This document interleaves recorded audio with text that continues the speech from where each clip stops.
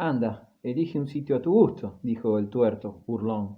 Silverio dio todavía algunos pasos. Estaba ya cerca del fondo del pasadizo y no veía más que una franja de cielo en la que moría el día con un color de herrumbre. Allí durante 2 años se había compendiado su vida, la lenta aproximación de la muerte, en aquel sendero por el que desde hacía tanto tiempo paseaba su corazón. Tenía una dulzura inefable, se demoraba, gozando detenidamente de sus adioses a todo lo que amaba, las hierbas, los maderos, las piedras, la vieja tapia, aquellas cosas a las que Miet había dado vida. Su pensamiento se extraviaba de nuevo, esperaban tener edad para casarse, tía Didi hubiera vivido con ellos. Ah, si hubiesen huido lejos, muy lejos, hasta algún pueblo desconocido, a donde los tunantes del barrio no hubiesen ido a echar en cara a la Chantegris el crimen de su padre. Qué paz tan dichosa. Hubiesen abierto un taller de carrero al borde de una carretera. Indudablemente habían malbaratado sus ambiciones de obrero y ya no envidiaba el oficio de carrocero y las carretelas de anchos tableros barnizados, relucientes como espejos. En el estupor de su desesperación no pudo recordar por qué su sueño de dicha no se realizaría jamás. ¿Por qué no se marchaba con Miet y tía Dide? Con la memoria tensa escuchaba un estridente ruido de tiroteo y veía caer delante de él una bandera con el asta rota y el lienzo arrastrado como el ala de un pájaro abatido de una perdigonada. Era la República que dormía con Miet, envuelta en un jirón de la bandera roja. ¡Oh, qué desgracia! Los dos habían muerto. Tenía un agujero rojo en el pecho y esto era lo que ahora le cerraba a él el camino de la vida. Los cadáveres de sus dos amadas, ya no le quedaba nada. Podía pues morir. Este pensamiento en el que desde Saint-Rour le había dado aquella dulzura de niño, vaga y estúpida, podían hasta haberle pegado sin que él lo sintiese. Su espíritu, desprendido de su carne, había quedado arrodillado junto a sus muertas adoradas, bajo los árboles, entre el humo acre de la pólvora. Pero el tuerto se impacientaba y empujando a Moore, que iba a rastras, gruñó: anda, de una vez, que yo no estoy dispuesto a pasar aquí la noche. Silverio tropezó y mirando a sus pies vio un fragmento de cráneo cuya blancura destacaba sobre la hierba. Entonces creyó oír unas voces que llenaban el estrecho pasadizo. Los muertos le llamaban, los viejos muertos, cuyo cálido aliento turbaba de una manera tan extraña en las noches de julio a él y a su enamorada. Ambos reconocían perfectamente sus murmullos discretos. Los viejos muertos estaban jubilosos, le decían que acudiese y le prometían devolverle a Miet en las profundidades de la tierra, en un retiro todavía más escondido que aquel trozo de sendero.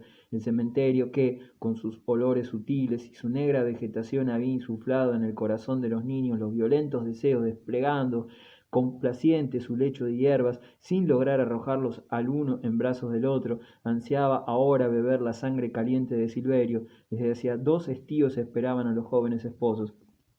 ¿Ahí? Preguntó el tuerto. El joven miró sus pies. Había llegado al extremo del pasadizo, vio la piedra sepulcral y se estremeció. Miet tenía razón, aquella losa era para ella. Aquí yace María, muerta. Había muerto, y la piedra se había deslizado sobre ella. Entonces, desfalleciente, se apoyó sobre la piedra helada. Qué tibia estaba en otro tiempo, cuando charlaban sentados en una esquina durante las largas veladas. Miet llegaba por allí y había desgastado una esquina del bloque, apoyando en ella los pies cuando bajaba de la tapia. En aquella huella quedaba un poco de la niña, de su cuerpo flexible, y Silverio pensaba que todas aquellas cosas eran fatales y que la piedra se encontraba en aquel lugar para que él pudiese venir a morir sobre ella, allí donde había amado.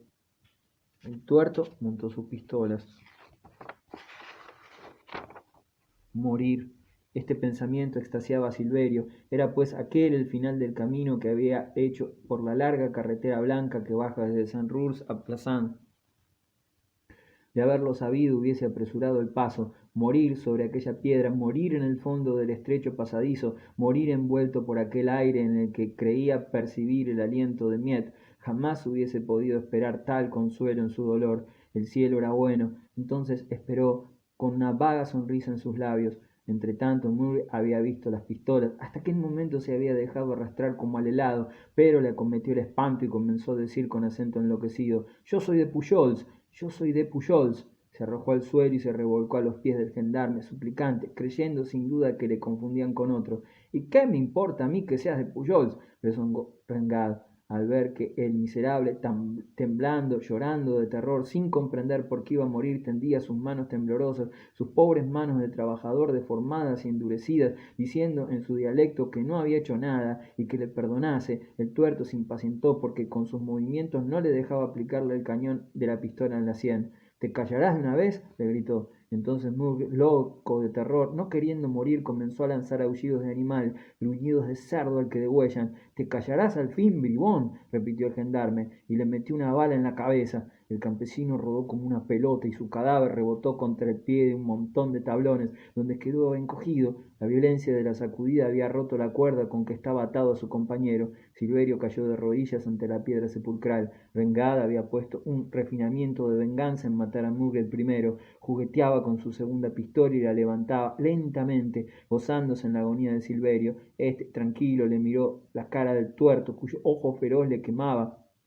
Causóle un malestar y apartó su mirada, temiendo morir cobardemente si seguía contemplando a aquel hombre tiritando de fiebre, con su venda manchada y su bigote ensangrentado. Pero al levantar los ojos distinguió la cabeza de Justino al ras de la tapia, en el lugar por el que Miet saltaba.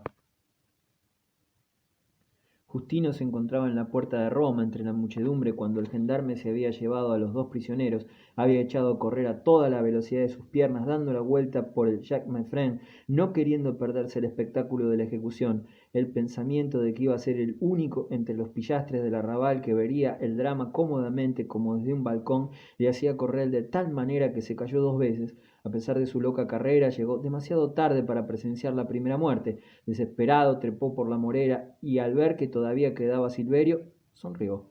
Los soldados le habían enterado de la muerte de su prima y el asesinato del carrero colmaba su alegría. Allí estaba esperando el disparo con la voluptuosidad que le producía el sufrimiento de los demás, aumentada ahora por el horror de la escena y mezclada con la delicia morbosa del espanto. Al reconocer Silverio aquella cabeza que asomaba sola por encima de la tapia, aquel ser inmundo con el semblante pálido y extasiado y los cabellos ligeramente erizados sobre la frente, experimentó una rabia sorda, una necesidad de vivir. Esta fue la última rebelión de su sangre, una rebelión que duró un segundo. Volvió a caer de rodillas y miró a los ojos. En el crepúsculo melancólico, una visión postrera se ofreció a sus ojos. En el extremo del pasadizo, a la entrada del callejón del Saint-Mitre, creyó distinguir a tía Dide, de pie, blanca y rígida como una santa de piedra que desde lejos contemplaba su agonía. En aquel momento sintió sobre su sien el frío de la pistola. El rostro descolorido de Justino reía. Silverio cerró los ojos y oyó que los viejos muertos le llamaban furiosamente. En la oscuridad no veía más que a Miet, bajo los árboles, cubierta con la bandera, con la mirada dirigida al cielo. El tuerto disparó y terminó todo. El cráneo del niño estalló como una granada madura y su rostro cayó sobre la piedra, con los labios posados en el lugar desgastado por los pies de Miet, en aquella esquina tibia donde la enamorada había dejado un poco de su cuerpo. Al servirse el postre en la casa de los Rubón, las risas resonaban entre el vaho de que se desprendía de la mesa, caliente aún de los restos de la cena. Al fin gustaban de los placeres de los ricos. Sus apetitos, abusados por 30 años de deseos contenidos, mostraban sus dientes feroces, aquellos grandes, insaciados, aquellas fieras hambrientas, recién soltadas en medio de los goces, aclamaban el imperio naciente, el reinado de la furiosa rebatiña, a la par que volvía a levantar la fortuna de los Bonaparte, el golpe de estado fundaba la fortuna de los Rubón. Pedro se puso en pie y alzó su vaso gritando: «Brindo por el príncipe Luis, por el emperador».